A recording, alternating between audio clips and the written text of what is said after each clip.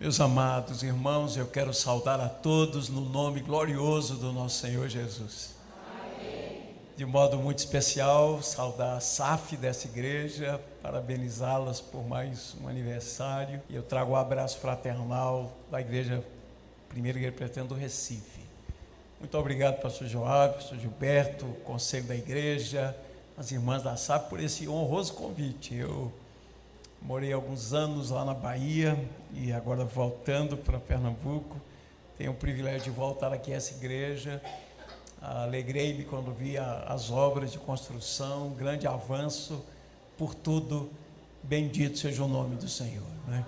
Quando nós subimos a rampa ali, há algo que nos coloca com a visão no lugar certo, dizendo que a glória é do Senhor, a Ele toda a glória.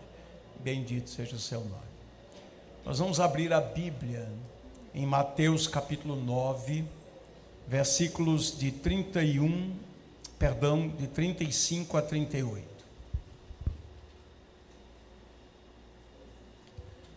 Assim diz a palavra de Deus. E percorria Jesus todas as cidades e povoados, ensinando nas sinagogas, pregando o evangelho do reino e curando toda sorte de doenças e enfermidades. Vendo ele as multidões, compadeceu-se delas, porque estavam aflitas e exaustas, como ovelhas que não têm pastor. E então se dirigiu a seus discípulos: a seara, na verdade, é grande, mas os trabalhadores são poucos. Rogai, pois, ao Senhor da seara que mande trabalhadores para a sua seara. Amém e amém. Que Deus aplique a sua palavra ao nosso coração. Vamos orar. Deus e Pai, verdadeiramente ao Senhor pertence a glória, a honra e o louvor. O Senhor é o centro desse culto que estamos fazendo aqui. É o reconhecimento de que toda boa dádiva, todo dom perfeito vem do alto, vem do Pai das luzes, em quem não há mudança e nem sombra de variação. E nós cantamos louvores, lemos Tua palavra, oramos, e tudo nós fazemos para o Senhor. E agora nós queremos e precisamos ouvir a voz do Senhor pela palavra. E nós te damos graças pela palavra, porque a Tua palavra é a verdade. Santifica-nos na verdade. E dá-nos graça nesses minutos que passaremos expondo as Escrituras. Fala a cada um, em nome de Jesus. Amém e amém. Bem, meus queridos, todos nós sabemos que a Igreja Presbiteriana do Brasil celebra seu aniversário no dia 12 de agosto, porque foi nessa data, no ano de 1859, que o missionário Simonton chegou ao Rio de Janeiro. E esse é um dia muito especial. E é interessante olhar para a história da nossa igreja e perceber que desde o início, quando o trabalho começou, inicialmente com algumas crianças, mas quando o trabalho começou, lá na história nós percebemos pequenos grupos de mulheres que já estavam servindo ao Senhor. Não é uma maravilha isso? As mulheres estavam ali e acolá, fazendo o trabalho, auxiliando em cada congregação que era implantada. Então, desde o início da nossa igreja, o trabalho feminino esteve presente. E não demorou muito que o trabalho cresceu e foram organizadas sociedades femininas.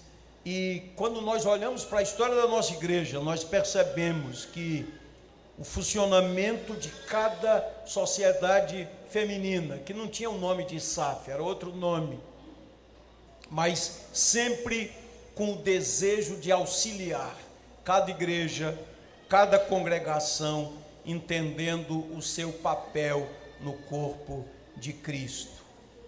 E a primeira SAF da Igreja Presbiteriana do Brasil, que se tem notícia, foi organizada no dia 11 de novembro de 1884, aqui no Recife. E foi aqui que a SAF da IPB começou. Inicialmente tinha o nome de Associação Evangélica de Senhoras. E quando a gente olha para a história, percebe quais eram as finalidades daquela Associação Evangélica de Senhoras. Realizar estudos bíblicos, arrecadar fundos para auxiliar os necessitados e auxiliar a igreja também. Então vejam, irmãs, desde o início dessa igreja, as mulheres estiveram presentes, abençoando, auxiliando, socorrendo, estendendo a mão. Louvado seja o nome do Senhor. E porque essa obra continua, né? Quando nós olhamos para os evangelhos, nós lemos a respeito de mulheres que acompanhavam o Senhor Jesus e os seus discípulos e que o serviam. Quando nós lemos as cartas de Paulo, especialmente aquele capítulo muito comovente, Romanos capítulo 16, ele apresenta uma lista de pessoas importantes na sua vida, e ele traz naquela lista várias mulheres. Eu gosto de ler sobre Priscila, por exemplo, esposa de Áquila. Aquele casal arriscou a vida por amor a Paulo e por amor ao Evangelho, acima de tudo. Eu gosto quando ele diz: saúdem a mãe de Rufo, ela tem sido uma mãe para mim. Uma outra ele chama de mãe de muitos, e minha também. Então, dou graças a Deus pelo ministério feminino, a Sociedade Auxiliadora Feminina, e congratulo-me com as mulheres dessa igreja e de todas as igrejas presbiterianas. Na minha experiência ministerial, e eu não vou dizer quantos anos eu tenho de ministério, porque vocês vão saber minha idade, né? Mas em todos os lugares por onde eu passei, a SAF sempre foi uma bênção na minha vida, na minha família, no meu ministério e na igreja. E eu creio que aqui em São Martinho não é diferente. E a minha motivação, a minha palavra para vocês é que continuem motivadas, mulheres, porque no Senhor o seu trabalho não é vão. E mulheres piedosas aprendem aos pés de Jesus. Eu me emociono muito com esse ministério das Anas, essas mulheres de oração. Que coisa linda! Nós temos praticamente em todas as nossas igrejas mulheres que se reúnem semanalmente para orar. Lá na nossa igreja, na primeira igreja, às quartas-feiras, pela manhã, tem um grupo fielmente ali, orando, buscando a face de Deus. Foi assim lá em Salvador, de onde vim agora, e mulheres que dobram os seus joelhos e se colocam diante do Senhor. E eu queria incentivar vocês a que continuem assim, para a glória de Deus. Vamos então olhar para o nosso texto, queridos, uma breve palavra, uma palavra bem objetiva. Primeiro quero começar com o versículo de número 35. Vamos ler juntos? Você tem aí sua Bíblia aberta, vamos ler juntos? E percorria Jesus todas as cidades e povoados, ensinando nas sinagogas, pregando o evangelho do reino e curando toda sorte de doenças e enfermidades. O primeiro ponto que eu queria destacar desse versículo é a atividade abrangente do Senhor Jesus. E se você olhar cuidadosamente com essas palavras, Mateus está quase que repetindo o que ele havia escrito no capítulo 4, dos versos 23 a 25. Diz assim: percorria Jesus toda a Galileia, ensinando nas sinagogas, pregando o evangelho do reino, curando toda sorte de doenças e enfermidades entre o povo, e sua fama correu por toda a Síria. Trouxeram-lhe então todos os doentes acometidos de várias enfermidades e tormentos, endemoniados, lunáticos, paralíticos, e ele os curou. E da Galileia, Decápolis, Jerusalém, Judeia, além do Jordão, numerosas multidões o seguiam. Então, Mateus 9:35 caracteriza numa semelhança quase literal com Mateus 4:23. a atuação de Jesus, e ele usa aqui 4 verbos. Vejam aí no texto, os verbos: percorrer a região, ensinar, proclamar e curar. Esses 4 verbos mostram que Jesus falava e fazia. Ele tinha um conteúdo no seu discurso, na sua proclamação, na sua pregação, mas ele também tinha ações, ou seja, a atuação de Jesus com palavras e atos, com cuidado da alma e do corpo das pessoas. Esse é o nosso Senhor Jesus. Então vamos analisar esses verbos aqui, e fique imaginando ali o Senhor Jesus no seu trabalho intenso e dedicado. O texto diz que ele primeiro percorria a região. Escute bem isso.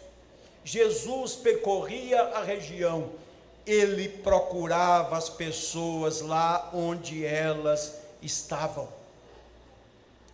Jesus sempre foi proativo. Jesus foi ao encontro das pessoas, ele foi buscar as pessoas, e ele foi buscá-las lá onde elas estavam, em todas as cidades e povoados. Queridos, há pessoas que precisam de Cristo Jesus. Eu estive há algumas semanas pregando lá no sertão da Paraíba, na cidade de Pombal, e era aniversário da igreja, e uma igreja muito fervorosa. Foi uma bênção na minha vida passar aqueles dias lá com os irmãos, e eu aprendi sobre a história da igreja naquela região. Ouvi um pouco a respeito do servo de Deus, reverendo Natanael Cortez, saindo lá do Ceará, fazendo uma longa viagem, divulgando a Bíblia, trabalhando como colportor, pregando o evangelho do reino, visitando as pessoas. E numa determinada ocasião, numa dessas viagens, ele chegou em uma fazenda, sabe daqueles coronéis antigos, né? Chegou na fazenda desse coronel. O coronel o recebeu muito bem.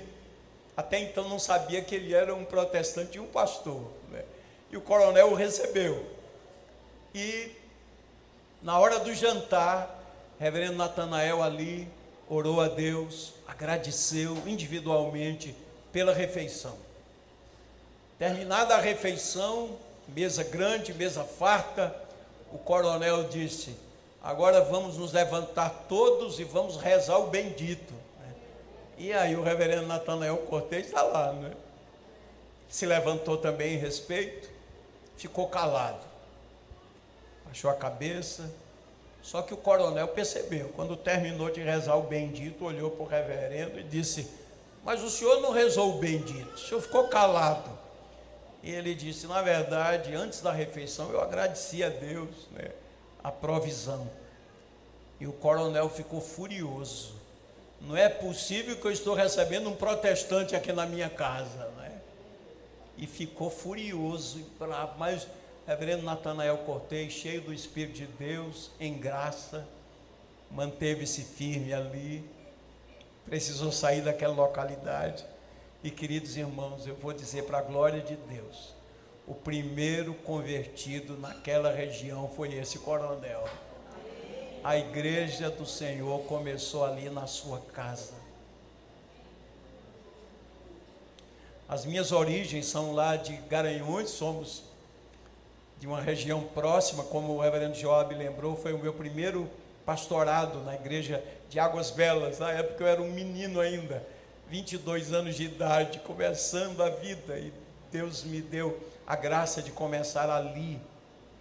E eu tive uma avó, minha avó materna, foi uma mulher de Deus, uma mulher que amava a palavra de Deus, e ela e o meu avô, eles hospedaram servos de Deus, pregadores, como o reverendo Samuel Falcão, como o reverendo Antônio Gueiros. E eu gostava, quando eu era menino, e ela me contava essas histórias da implantação do trabalho de Deus. Eu ouvi sobre o trabalho do reverendo Antônio Gueiros, que era irmão do reverendo Jerônimo Gueiros. O reverendo Jerônimo é mais famoso porque era um intelectual, um escritor da Academia Pernambucana de Letras, mas o reverendo Antônio Gueiros, a história dele sempre me comoveu, porque ele era um homem apaixonado por Cristo, e ele fazia um trabalho de evangelização. Queridos, ele saía do Recife, montado em uma mula, e percorria essa parte do nosso estado, pregando o evangelho lá na nossa região, no nosso agreste meridional. Passava semanas e semanas longe de casa, pregando a palavra de Deus, anunciando o evangelho, distribuindo a palavra de Deus. Nós somos extremamente abençoados por causa dessa herança espiritual. Esses homens e mulheres de Deus também, que foram instrumentos do Senhor. O reverendo E.S. Martins escreveu um livro muito precioso, A Bíblia e o Bisturi, que fala sobre a história do missionário americano, George Butler. Ele era um missionário e um médico também.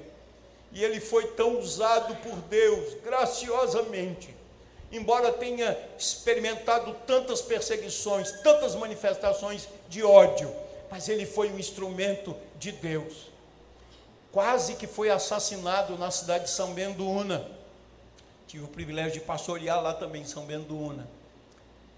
E um servo de Deus, conhecido como Nevilela, primeiro mártir do presbiterianismo aqui no Nordeste, colocou-se na frente do Dr. Butler, levou a punhalada e morreu para defender o Dr. Butler, um pregador do Evangelho. Vejam bem, queridos, nós temos uma herança espiritual. Quando nós estudamos a história da igreja, nós sempre aprendemos, né, que sobre o pai das missões modernas. Mas quando nós vamos a fundo estudar a história da igreja, nós percebemos que os reformadores, porque uma crítica injusta foi feita aos reformadores, dizendo que eles só se preocupavam com a teologia e não com a obra missionária. E eles enfatizam o trabalho de William Carey, que foi de fato um trabalho extraordinário, muito abençoado. Mas, queridos, os primeiros reformadores, ainda no século XVI, investiram na obra missionária, mandando missionários, inclusive aqueles huguenotes que vieram aqui para Guanabara, quando era o estado da Guanabara, que foram traídos por Villegagnon e foram assassinados. Eles foram enviados por João Calvino. Então, o próprio João Calvino, um homem de visão missionária. Depois nós tivemos na Holanda, Gilbertus Voetius, que foi um outro instrumento de Deus. Ele é muito conhecido por causa da sua participação nos sínodos de Dort. E nós temos um trabalho extraordinário feito pela igreja. Essa é a nossa vocação, queridos, e nós aprendemos com o Senhor Jesus. Nós precisamos ir lá onde estão as pessoas, e foi exatamente o que Jesus fez. Ele ia até elas e as procurava. Ele realizava aquilo que nós chamamos hoje de visitas domiciliares. Então nós aprendemos com Jesus que é necessário ir às pessoas, procurá-las em suas vidas cotidianas, em suas aflições, em suas doenças, em suas solidões, em sua solidão. A igreja precisa ir às pessoas, semear a palavra, falar de Jesus, falar das virtudes de Jesus. E nós temos na história da igreja cristã o testemunho de mulheres valorosas. Por exemplo, a primeira pessoa convertida na Europa foi uma mulher, foi Lídia, que era de Tiatira e foi convertida lá em Filipos, e a igreja do Senhor na Europa começou em sua casa. E nós temos exemplo de outras mulheres. Então, olhando para Jesus, ele ia às pessoas. Segundo, ele ensinava as pessoas. E o verbo ensinar aqui refere-se à instrução dada ao povo, ou seja, é a exposição da palavra de Deus. O objetivo é que o povo seja ensinado, porque a palavra de Deus é poderosa, queridos. O que foi que Paulo escreveu em Romanos 10? A fé vem pelo ouvir, e o ouvir pela palavra de Deus.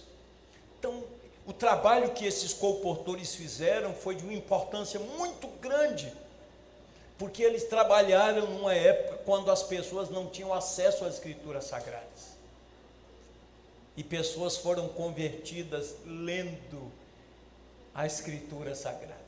Jesus percorria e Jesus ensinava. A palavra de Deus é poderosa. Nós lemos no Salmo 19, a lei do Senhor é perfeita e restaura a alma. Nós lemos no Salmo 29, a voz do Senhor é poderosa, a voz do Senhor quebra os cedros no Líbano, a voz do Senhor cria as coças, a voz do Senhor é poderosa, e o Senhor nos fala pela sua palavra. Ó, queridos, que de outra maneira o bom pastor alcançaria o rebanho, senão pelo ressoar da sua voz. Terceiro verbo, ao lado do ensino, acontece o anúncio, a proclamação do reino. Então é preciso anunciar, proclamar, essa é a ideia, de proclamar, chamar as pessoas, e aqueles eleitos de Deus, eles virão, eles ouvirão, e eles virão. Mas é preciso ir a eles, é preciso ensinar, expor a palavra, é preciso proclamar. E o quarto verbo diz o texto, que Jesus ensinava e proclamava. E essas são ações simultâneas, porque quando o Senhor fala, caem as amarras do pecado. Quando o Senhor fala, caem os castelos de Mamon. Quando o Senhor fala poderosamente, caem as fortalezas da doença, os laços da morte. Um dos trabalhos que as mulheres presbiterianas fizeram logo no início, logo depois do trabalho de Simon, foi esse trabalho de auxílio, de estender a mão aos necessitados, de levar palavra de conforto, de levar e transmitir graça em nome do Senhor Jesus. Que Deus os abençoe, a nós como igreja, as mulheres de Deus, não é? Então, Jesus percorria, ensinava, proclamava, curava, abençoava. Mas segundo ponto que eu queria destacar, versículos de 36 a 38. Queria pensar aqui com vocês sobre a compaixão de Jesus. O texto diz: vendo ele as multidões, compadeceu-se delas, porque estavam aflitas e exaustas, como ovelhas que não têm pastor. Então se dirigiu a seus discípulos: a seara na verdade é grande, mas os trabalhadores são poucos. Rogai, pois, ao Senhor da seara que mande trabalhadores. Observem aí no texto, do verso 35 ao verso 36, acontece uma mudança na narração de Mateus.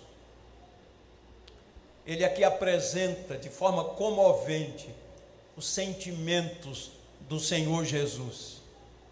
Jesus mostra sua sincera e verdadeira compaixão pelo povo. Ele viu o povo. E, queridos, é uma triste realidade, nem todos veem o povo, mas ele viu o povo. É registrado que o poeta romano Horácio dizia: odeio o povo simples e mantenho-me longe dele.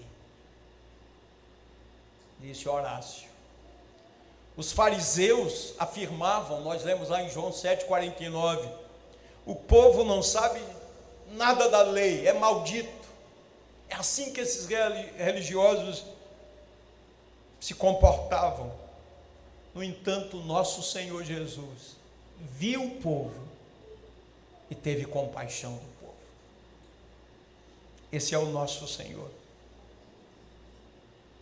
É exatamente o que está escrito lá, Lucas capítulo 15, verso 20, que fala sobre a parábola do filho pródigo.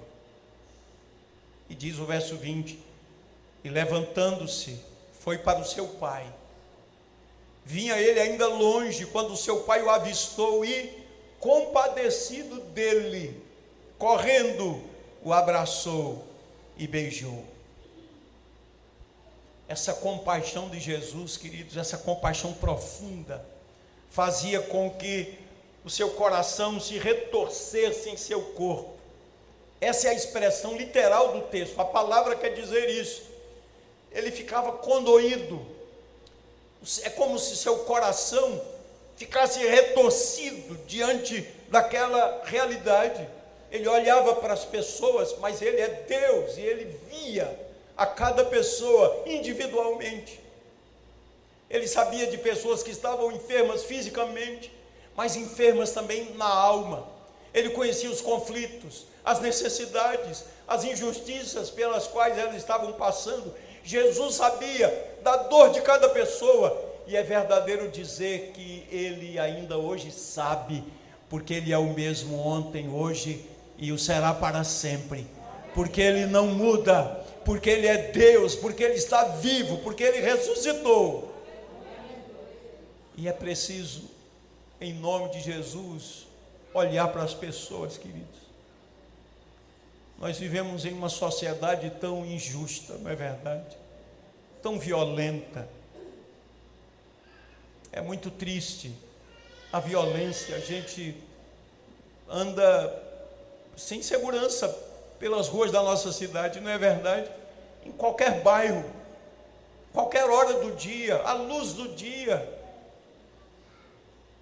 Estava hoje ouvindo alguém relatando fatos de pessoas assaltadas, assim com crueldade, adolescentes armados e assaltando com crueldade. Ouvi a história hoje de uma pessoa que estava andando com um celular simples, esses bem antigos, porque o seu celular anterior tinha sido roubado em um assalto. Então foi andar num celular simples, e quando os adolescentes armados assaltaram, pediram um celular e viram aquele aparelho tão simples, e disseram: isso não serve para nada, jogaram na cara da pessoa, fazendo ameaças, né? E ela ainda disse: mas eu estou andando com esse porque fui assaltada há poucos dias, né? E eles ficaram irritados e agrediram. Eles matam. É a sociedade. Por isso, como é importante esse trabalho das Anas, mulheres de oração, porque são as drogas também que têm consumido e destruído vidas e famílias. É o jogo, isso é um mal enorme, né? O jogo sempre incita você a fazer uma aposta para ganhar muito, E eu estava dando assistência a uma pessoa, não é da igreja, mas na providência de Deus conheci essa família, e eu estava dando uma assistência pastoral a eles que não são convertidos, não são crentes, mas a família vivia um drama muito grande, porque o marido, um homem de bem, um homem trabalhador, dedicado, tinha conseguido construir uma casa, viviam bem, ela trabalhando, ele trabalhando, numa área específica da sua profissão, mas entrou nessa da jogatina e perdeu tudo, e tem hoje uma dívida que ele diz: eu não consigo pagar. A família está aflita, e nós como igreja precisamos dizer que tem jeito sim, o Senhor Jesus pode libertar e resgatar. Mas eu conversando com aquele homem, e o meu coração ficou comovido, porque ele disse: eu não consigo parar, viciado, ganhou somas de dinheiro e quis mais, e perdeu tudo, e hoje está devendo. Um homem de bem, um homem trabalhador, a esposa mesma deu testemunho, um homem de bem, um homem trabalhador. Então nós estamos vendo uma sociedade assim, de pessoas acorrentadas, esmagadas, não é? Violência em casa, violência na rua, violência na escola. Sempre pensamos que a escola era um lugar seguro, mas há violência também. Queridos, Jesus olhava para as pessoas e se compadecia. Nós sabemos que há uma só esperança para a nossa cidade, para o nosso país, que é o Senhor Jesus. Porque o problema do ser humano está no coração. Esse é o problema. O problema do homem está no coração. E somente o Senhor é poderoso para dar um novo coração, uma nova vida, para libertar das amarras. Jesus, vendo a multidão, compadeceu-se. A ideia é que ele condoía-se profundamente. E como disse um servo de Deus, ele olhou para a multidão, estavam como ovelhas que não têm pastor. O rebanho sem pastor é perseguido por animais ferozes, por enxames de insetos, dilacera-se em espinhos e matagais, e finalmente jaz exausto na terra. As ovelhas esfoladas prostram-se no chão. Jesus, porém, é o bom pastor. Então há esperança. Eu sou o bom pastor. O bom pastor dá a vida pelas ovelhas. Queridos, é dessa esperança que nos fala o verso 37. Jesus, com seu coração compassivo, olhou para aquelas multidões, compadeceu-se, e então ele falou aos discípulos: levantem os olhos, a seara é grande, os trabalhadores são poucos, roguem ao Senhor para que ele mande trabalhadores para a sua seara. E eu termino o último ponto aqui, dizendo que é tempo de colheita. A seara é grande. Nós vivemos em uma grande cidade, uma região metropolitana grande, e na nossa cidade há pessoas que não sabem discernir entre a mão direita e a mão esquerda. Além de todas essas escravidões que eu falei, existe a escravidão espiritual, as pessoas que estão envolvidas com o ocultismo, com seitas e heresias, com falsos ensinamentos, com falso evangelho. É tempo de colheita, porque a promessa de Deus se cumpriu em Jesus. E o texto diz: a seara é grande, os trabalhadores são poucos, não é? O Senhor então está a nos ensinar que nós devemos rogar ao Senhor da seara que mande trabalhadores da sua seara. Nós precisamos de gente cheia do Espírito Santo, pessoas cheias da graça de Deus. Estava relendo esses dias o diário de David Brainerd e o livro escrito também por John Piper, O Sorriso Escondido de Deus. O Sorriso Escondido de Deus fala de 3 servos de Deus em meio ao sofrimento, como eles encontraram graça no Senhor. E o diário de David Brainerd, que foi publicado por Jonathan Edwards. Brainerd foi um moço da igreja congregacional. Com 26 anos, Deus o chamou para a obra missionária. E ele foi trabalhar com os índios.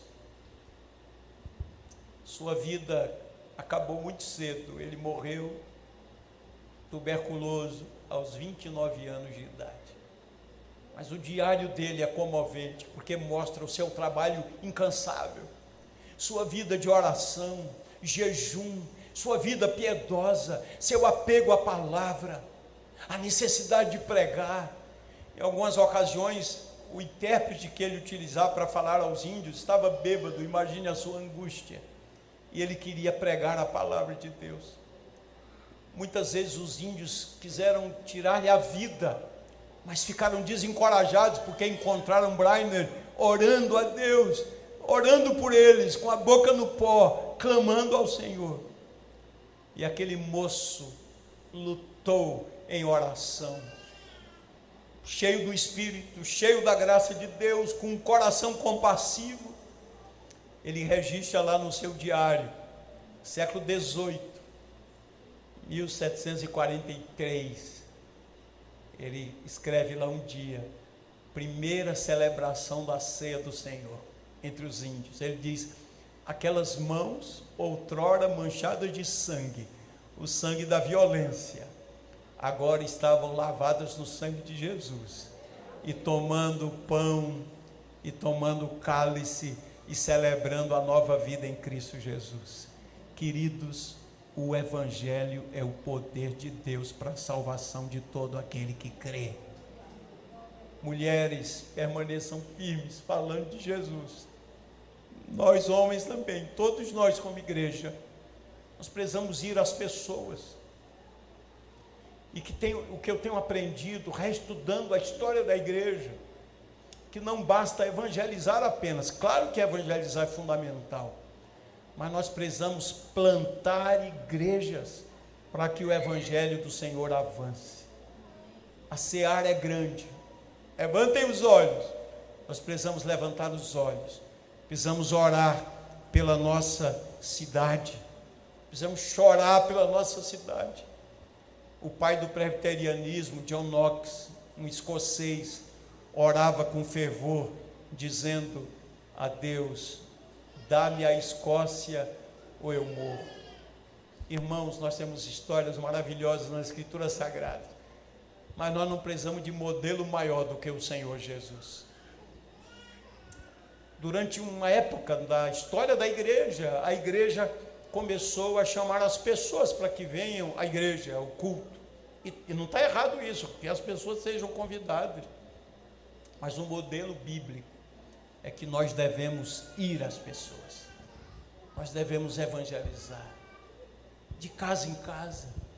As testemunhas de Jeová, queridos, que ensinam heresias, eles fazem isso de casa em casa. Os mormons que ensinam heresias, eles fazem isso de casa em casa. Jovens fazem esse trabalho. E nós que temos o evangelho do Senhor Jesus, devemos ir levar a verdade de casa em casa, em nome de Jesus. Aproveitar as oportunidades. Vós sois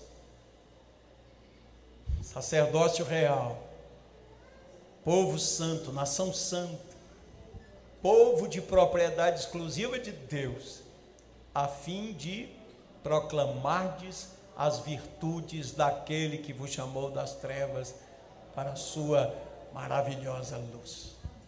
Nós precisamos falar de Jesus. A nossa esperança não está no Planalto Central, a nossa esperança está no trono da graça. É Ele quem tem poder para mudar esse país, mudar a nossa história. Igreja de São Martim, continue firme, servindo ao Senhor, vendo para a glória de Deus. SAF São Martim, continue entusiasmada, porque as mulheres têm uma história bonita na nossa igreja desde o início. Ensinar a palavra, orar, fazer o trabalho social, socorrer as pessoas, proclamar o Evangelho. Que Deus nos abençoe, que Ele nos use para o louvor da sua glória. Amém.